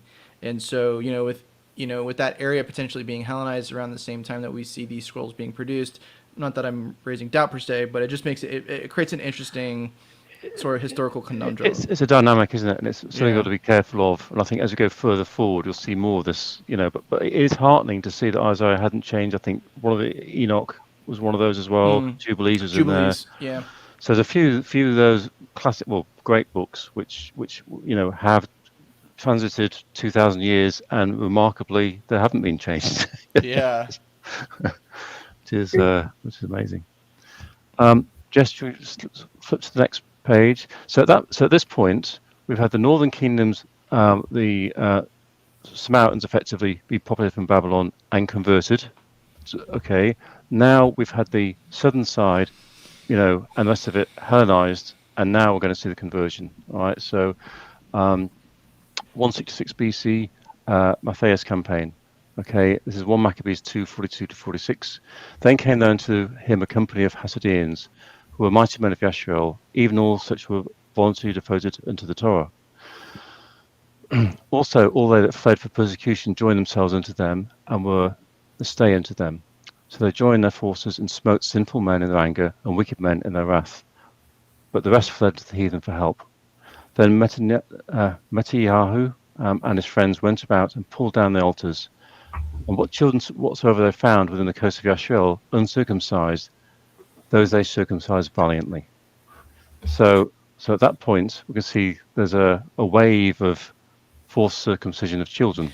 I really think that this is, when the epistles of Paul talk about circumcision, I really see it in this context, I guess personally. But you had this precedent of like the first thing you must do before we won't kill you is to circumcise you. Exactly. And when he's talking about that, to me, that context is important, right? And regardless of how you feel about the right in the modern era, what he was speaking against wasn't anything to do with really the Torah of God. Nothing in the Torah says the very first thing you must do. It does say in the 8th day and that's something, but if you're a new convert, there's nothing. I suppose you can maybe extrapolate out of keeping Passover. An uncircumcised man wasn't to keep Passover and things like that. I suppose there's, you can make some arguments there, but this type of capture forced circumcision kind of became a norm. And you can see the importance placed on it when it comes to them being the Maccabees, accepting anyone else into their fold and into the faith that they were developing. But you're right. This is an Old Testament Torah state with 0 lines of grey, right? Mm-hmm. You're either full on, full off. You're either with us or against us type mentality in this, right? And that's, this is before Yahushua came to moderate and whatever. So there we go. And correct, really, like his correction of these doctrines crafted, because it's interesting. You kind of start to see the picture, and history is so important for this reason. But you can once you get a context of the history around this area leading up into the birth of the Messiah, you really see what he was preaching against. He was potentially even preaching against people who weren't even of the tribe of Judea, right? He potentially was preaching against people who weren't even of the bloodline of the original Israelites. Not that that would have mattered, specifically, but they had adopted practices through this sort of like translated, conquered nature, and that weren't of the original heart of what what was written by Moses and what Yah had really intended for everyone. So I think it's important for us to see it in that light, especially when it comes to talking to, because when it comes to talking to people who aren't as deep as we are in the way and in the faith. While it might be overwhelming to try to dump all of this on them, if we have the context for why we are where we are today within modernity, and then how that differs from what we understand as the true walk, it allows us to communicate with people better, I think, because it gives us more of a foundation to stand on. Exactly. And I think this is the whole purpose of this, is not to say, oh, look at those people there that maybe not be true Yasharel, but we're spiritually Yasharel anyway, right? So it's not about that. It's about getting a foundation of understanding to see really what did happen and what was Yahushua fighting against, and why did these people believe in certain ways? Why did these people not have all the books, for instance? Right? Why did Yahushua turn up and no one's expecting him? There's certain things, but hopefully we can go through that a bit with this. They didn't want him. They didn't want the suffering servant. They wanted the warrior king, right? And so they might not expect him. They also that's not what they wanted. Yeah, but don't go from this slide yet, because you have something in here that's from Antiquities of the Jews here. Yes. And when it reads in here, it says, that besides these Shechem and Gerizim and the nation of the Kuthians who dwelt at the temple, which resembled the temple which was at Jerusalem, right? Yes. Which Alexander permitted Sanballat, the general of the army, to build for the sake of Manasseh, who was the son-in-law to Jaddua the high priest, as we had formerly related. The temple was now deserted for 200 years after it was built. 200 years after it was built. And Hyrcanus also took Dora and Marissa, cities of Idumea. Now, this is very interesting, because if you go back to your slide before, you'll see Dora is not down in southern Jordan, where we're told Idumea is today. But look, where's Dora? See it right there? It's on the coast. Yeah, it's on the coast. So Dora is just south of what is, you see Ptolemais, which is called Akko there, just north of that. So Tyre, what they're calling Tyre, is just over what that is now the modern Lebanon border. Akko is there's a harbor in Israel that kind of comes. It's the only natural harbor in Israel. It kind of comes out like this, and then it ducks back into a bay. On this side is Haifa, and they try to tell you this is Mount Carmel, Haifa, and then on the other side is Akko, and Akko is where the Knights Templar had their castle. Was in Akko. Yeah. But you can see Dora is to the south of that and north of Caesarea. So Idumea is not down here in Petra, where people try to tell you today. Josephus is telling you Idumea is up here on the northern side, north of Jerusalem, along Shechem and Gerizim, etc. All of this. Okay, so if that's the case, I've made the argument that Mount Seir, which is where Esau goes, he goes to Mount Seir, that's really Mount Hermon. Mount Seir is what we call Mount Hermon, because the country that is named Syria is named after that mountain, Mount Seiria. Mount Seir, Mount Seiria. Seiria, the land of Mount Seir. And Mount Seir was the land of the satyr, the half-man, half-goat, known as Pan, also known as the Baphomet, which, by the way, is whom the Knights Templar worshipped, was the Baphomet. Yes. Yeah, they worshipped him. So Josephus is calling this land Idumea. Not Iudea, but Idumea.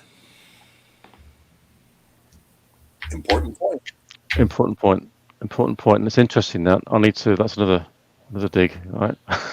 Let's go to that. Let's just finish off this bit. Say after that, it says, and they put it to stay in the country if they circumcise their genitals and make use of the laws of the Jews, and they were so desirous to live in the country of their forefathers that they submitted to the use of circumcision and the rest of the Jewish ways of living, at which time therefore this befell them, and they are hereafter no other than Jews. So basically, this conquest basically turned everybody to be, you either became a Jew or you're leaving. Mm-hmm. Right, so this was the final, well, not quite the final bolts, but almost the final bolts in that. And then if you go to the next slide quickly, there's a lot about the Essenes, right? But there's a subgroup of the Essenes here, and Hippolytus, again, it's one of his refutation things, right? So he's Christian Orthodox, and he's saying, right, okay, like pre-Catholic, if you like, and saying he wrote a book of refutation of all heresies. About the Bishop of Salamis, and he says in this anyway about the Essenes, for the adherents of another party, if they happen to hear anyone maintaining a discussion concerning God and his laws, supposing such to be an uncircumcised person, they'll closely watch him. When they meet in person, this description in any place alone, they'll threaten to slay him if he refuses to undergo the rite of circumcision. Now, if the latter does not wish to comply with this request, an Essene spares not but even slaughters. And it is from this occurrence that they have received their appellation, being denominated by some as zealots, but by others Sicarii. So the zealot is, according to Hippolytus, the extreme right-wing group of the Essenes that carry a little knife under their, like the Arabs carry a knife under their stuff. Mm-hmm. Remember that one of the disciples was Shimon the Zealot. Yep. Right? Shimon the Zealot. And arguably, Judas Iscariot may have been his son. Oh. Because there is a reference in the Gospels talking about Judas, the son of Shimon. Well, was Judas the son of Simon Peter? Or was he the son of Shimon the Zealot? Interesting, isn't it? You know, the other verse that, you know, this pulls into my mind is when Acts 15, Keith is talking about putting a yoke, because they're discussing, you know, they're basically discussing circumcision. They're discussing this ceremony of, first and foremost, you must be circumcised or else you're not one of us, right? We just read that. And, you know, when Kiva, it's interesting because this verse is often touted to sort of discredit the Torah, but Kiva talks about, you know, a yoke being placed on the disciples that neither us nor our forefathers were able to bear. And I'm thinking now, I'm like, is he going back all the way to Moses, or is he talking about more recent forefathers within the last 300, 400, 500 years that had this yoke placed upon them, this sort of cultivated, conquered doctrine that was being brought in, you know, around 300 BC? To me, that sounds more likely rather than, obviously we know throughout Scripture that Yah's law is freedom, not a yoke. So we understand that in that context. But the forefathers that he's talking about are interesting because it could easily be these forefathers a couple hundred years ago.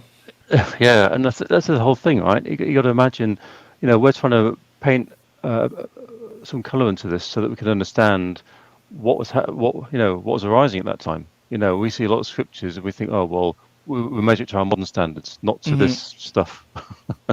And then he thought it does be into color a bit, definitely.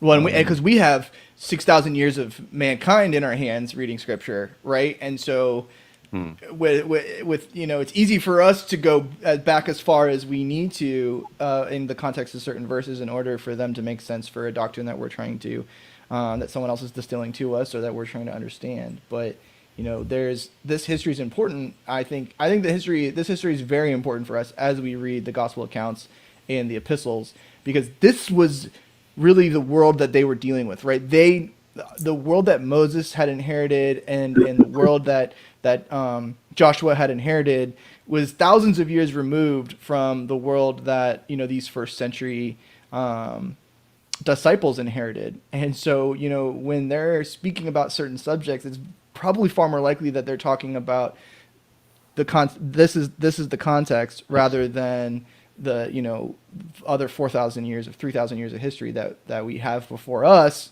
in modernity reading scripture. Excellent. Interesting. Yeah, it is. No, it is 100%. And we forget how blessed we are with the internet and Dr. P and forums like this and other forums that we can get context and rationalize our own minds. The number of decisions we make every day with everything from going shopping to whatever is thousands compared to in those days, a simpler life, but your voice would be in your local community. So if you had a great teacher, fantastic, but you're getting his views coming through with hopefully the rack teaching for interpretation, but we can't assume everyone could read, right? It's just not a thing. So it's interesting. Very good. Okay, if you want to go to the next slide, this final slide really. So that was just again the foundation to go into the next bit, which is basically we have information now on all these. We've got information on 77 groups actually of sects, but there's only a number of those that we class as Jewish at that time. So we're looking at these ones in front of us here, the Samaritans, Essenes, Sabbaeans, etc., 32 scribes, with a view to seeing how they compare and contrast their views on things from everything from circumcision to the Torah, to final judgment, to angels, to whatever, to bathing, and that'll lead us towards what we call at the top here, the top right, it says the Ebionites. Now, that's another topic, and that's one where it'll start getting very interesting with Dr. P in terms of discussing the remnants, really. Who were they after? There's probably at least several forks we've discussed last week, right? We've got the temple. We've got James the Just, got Peter, got Paul, got John. Okay, there's the foundations of the local church there. Then you've got the Joseph of Nicaea and the crew that went to the UK. Then you've got the Mary Magdalene stuff going on in France. So we have these pockets then moving out, but we need to start looking at what's their teaching, and what have we, the lens that we have through the Christian Orthodoxy, through the Nicene Creed, is that the right lens? And I think by going back to these, because this document, this Panarion, was written in 325 AD, 384 AD, and that's still close enough to understand more than we do. Right? A lot of these guys are still around, or people who knew them or the text would be around.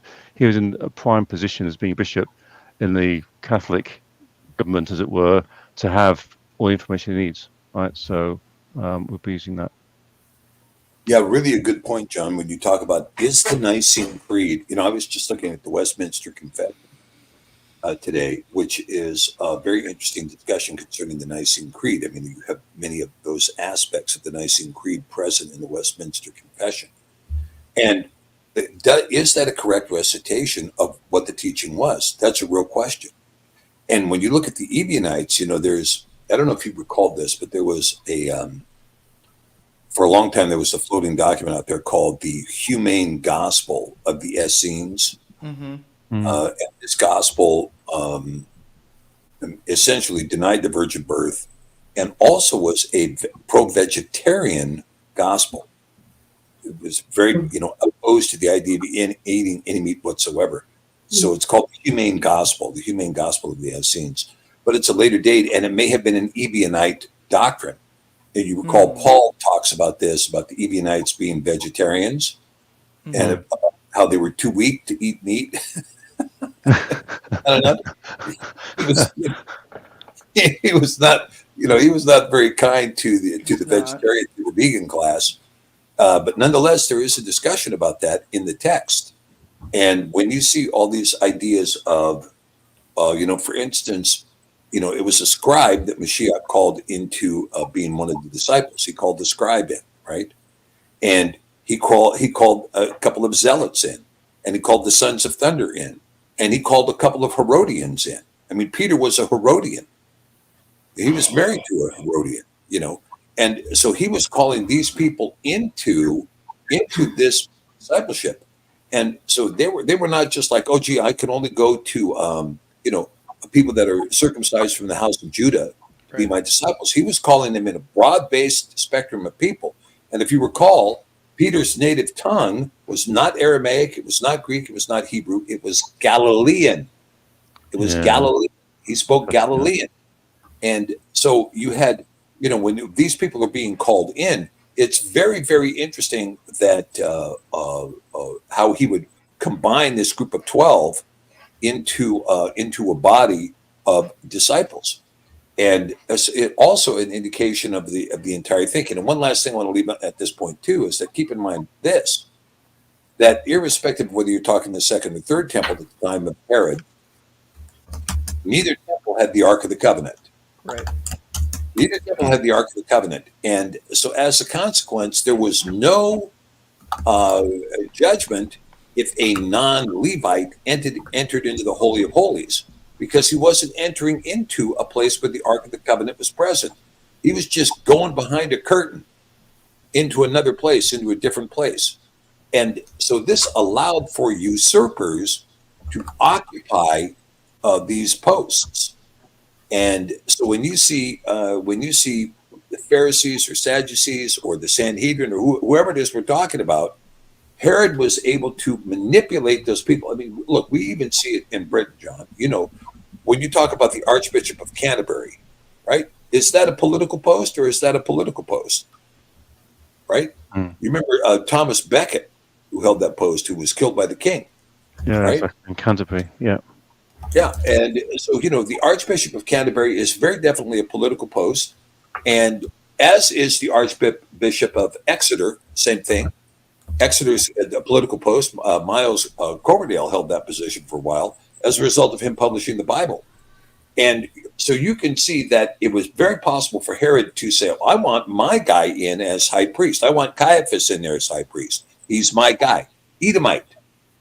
An Edomite forcibly converted, And so you can see that there were many of the house of Idumea that were occupying posts at the time of Mashiach. Now, not only were there, because look, when you look at that passage, I thought about this for a while too. I thought, okay, what's this passage when you see Mashiach arguing with the Pharisees?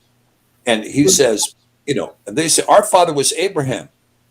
And he says, yo, your father is the devil. And they say to him, no, our father was Abraham, and we have never been in bondage to any man. Mm-hmm. All right, there's a couple of choices here. Because remember, Abraham had two sons. Well, he had more than that. He had Yitzhak and he had Ishmael. And then he had 6 sons by Keturah. Okay, well, they could be of Ishmael or they could be of the 6 sons of Keturah. But what else could they be? Yitzhak had 2 sons. One was Esau and the other was Yaakov. And Esau did not go into bondage. Yaakov went into bondage. Yasharel went into bondage.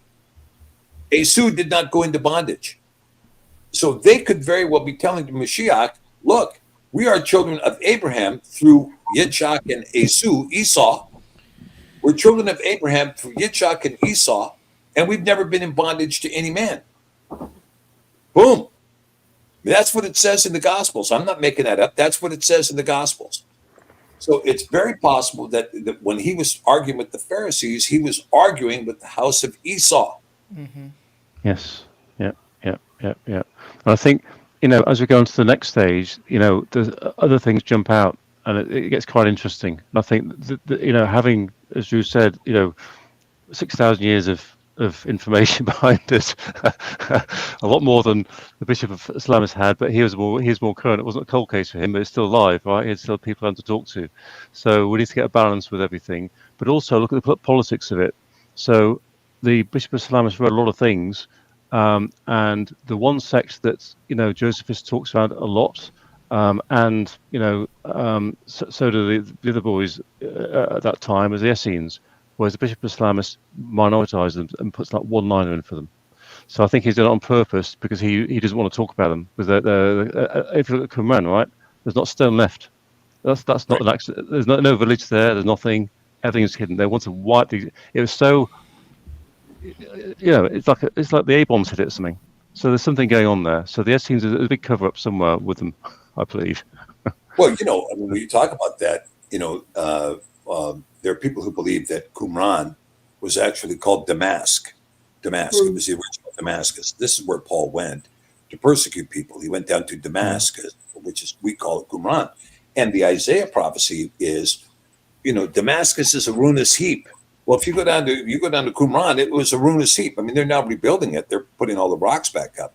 But it was a ruinous heap. All the rocks were down. And the copper scroll was absolutely instrumental in defining what Qumran was like and telling us the 13 sections of Qumran. And so this is very interesting, fascinating information in the copper scroll. And if you see that the Zealots were part of the Essenes, and Mashiach brought in some of the Zealots into his camp as disciples, Talmudim, well, it gives you an idea that he was probably hanging out in Damascus. He was down there at Qumran. The rumor is that John the Baptist was down there, and when you look at John the Baptist's story, he didn't baptize in the Yarden. He baptized beyond the Yarden. Mm-hmm. He baptized beyond the Yarden, and so at any rate, this puts him in that neck of the woods. And of course, when you talk about the Hemero Baptists, whether it's a mikvah in one form of the Bishop of Salamis, is it a mikvah or is it a baptism? Which one is it? Exactly, and that's why I got the two interpretations of the book or translations of the book, because when you read through it, and it's even the seats and tassels, and the fringes, the translations of those become critical to a better understanding. And it doesn't seem like much, but when you go through it, it gets kind of interesting because you realise, what it's all about. These phylactery things. I've seen phylacteries being like a square cube on the head or something, right? Whereas in here, it's something totally different. So anyway, it'll be interesting. So the next session is to go into those different sects and from as many lenses as possible, basically. But the framework for the Bishop of Salamis is actually quite useful for positive as opposed to persecution. So, yeah. Outstanding. Thank you, John. Okay, Jess, I think we're good. Thank you, John. Thank you so much for that.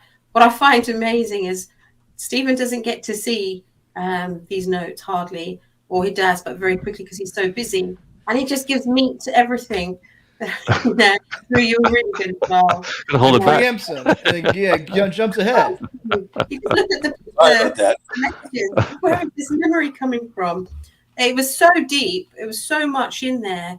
And you just brought it together. But honestly, that's one thing that when John and I meet and we speak, it's like, well, Stephen will bring this together. But I'm always amazed how much you can actually draw out from these points. So, as a team, it's just wonderful to see that and to see the responses in the chat and this continuing this series to see it as it evolves and so on. But, it's highly enjoyable. So thank you, John, Steve and Drew and everyone in the chat for your comments too as we go through. And, now we will be seeing you on Thursday for Sefer Moments. And everything at the moment, Stephen, that you're doing has a thread to what's happening here or in other Torah groups that people are joining. And so it's really helping. And then, of course, we'll see you on Sunday, where Stephen is going to be leading us through Shavuot, that Pentecost celebration, and the purpose of it, the meaning of it, and really whatever is laid on your heart, Stephen. I don't know if you want to say anything more about that until we meet on Sunday. No, not really. Let's meet on Sunday. And remember, break out the 2 loaves of bread. And, from my point of view, look, this is so difficult for me, Jesse, because I'm in the States. And in the States, we have real bread. So you guys live in Europe. You have real bread. We don't have real bread here. We've got bleach that's got flour mixed in with it. Flour and bleach. That's what we try to call that bread. But a couple of bakeries around here that are quite good. And so I'm going to be getting 2 loaves, 2 fine deals of flour with a little bit of frankincense mixed in and a little olive oil.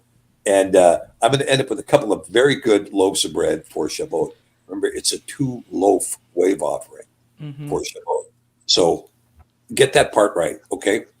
And get yourself some fine bread, some really good stuff.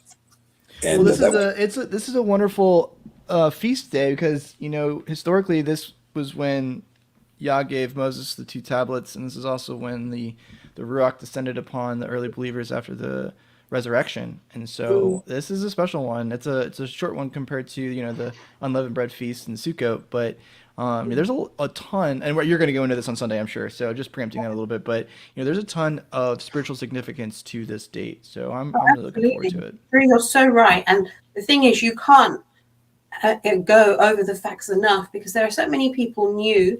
As I've put this program out, people are already saying, do you know what? I only thought it happened at Pentecost. I didn't realize it was all those years beforehand that they were giving praise and acknowledgement because the Torah was written, because the 10 Devarim came about.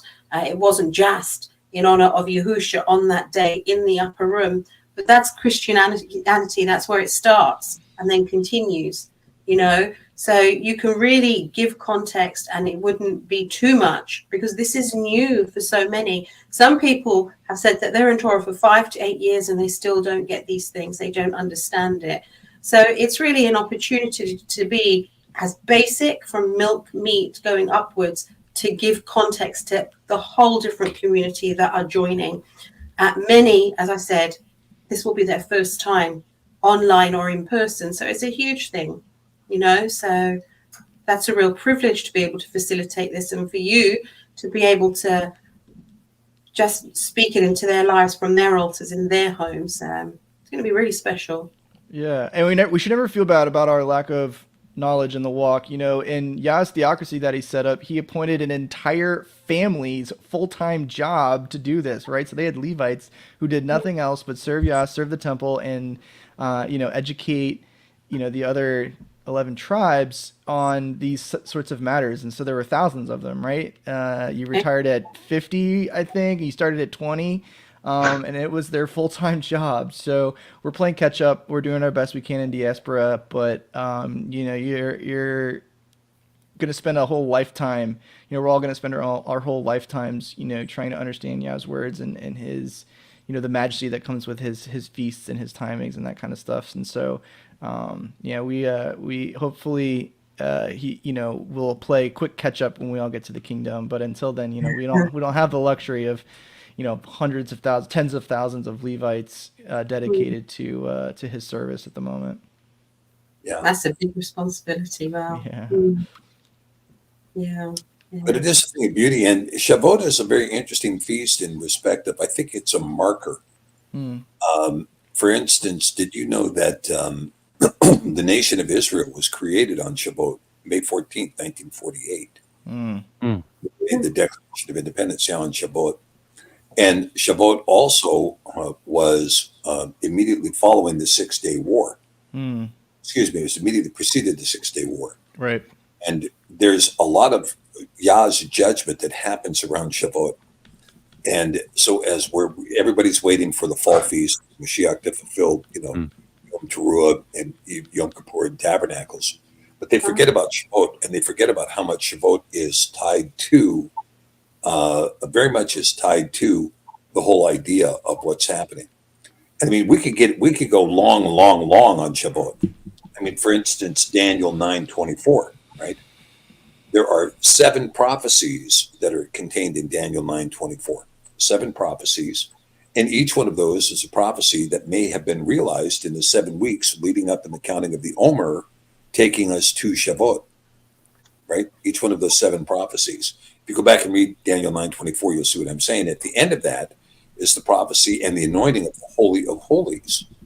That's the 7th prophecy in Daniel 9:24.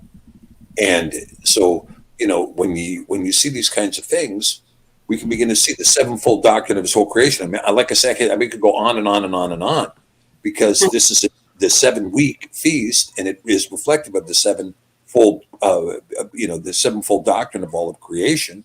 It also sets, if you will, a microcosm of what is the Jubilee count, right? In understanding the Jubilee count.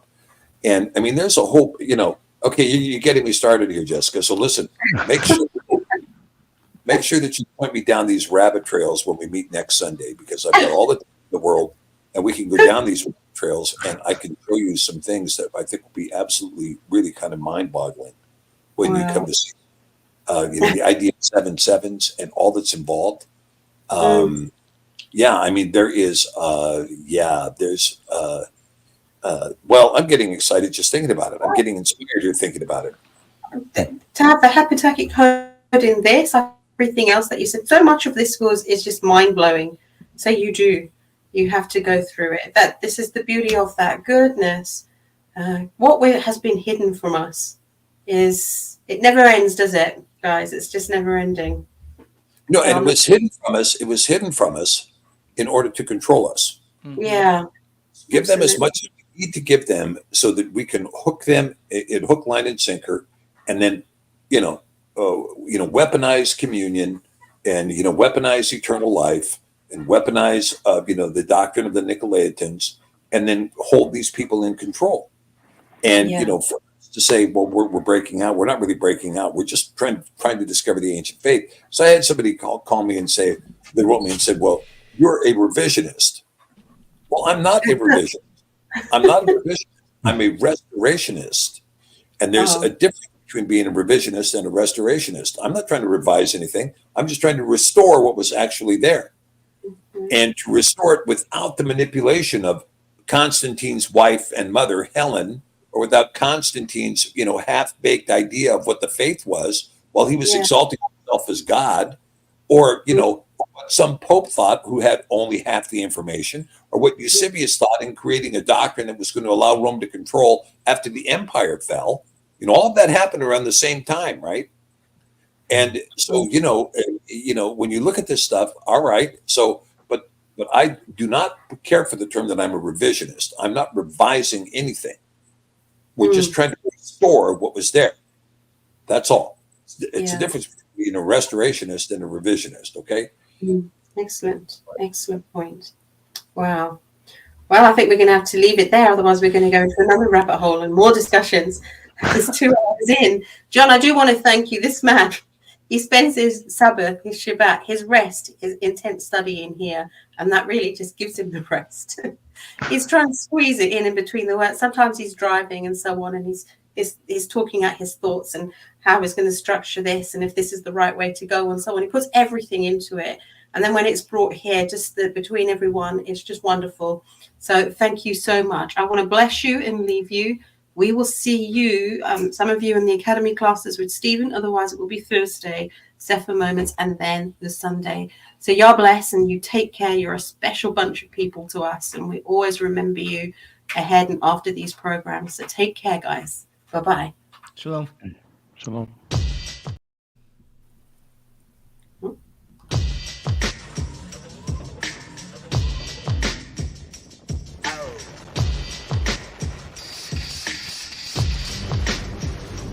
People laughed. 2 people cried. Now I am become death, the destroyer of worlds.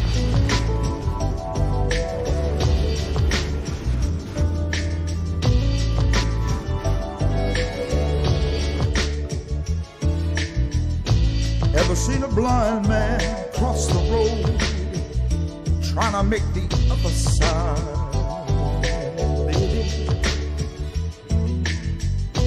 Ever seen a young girl growing old trying to make herself a bride?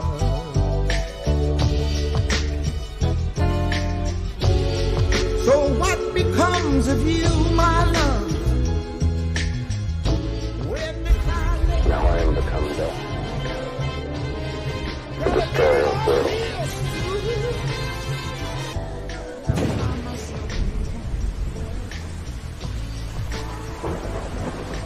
Pray that he's still out there.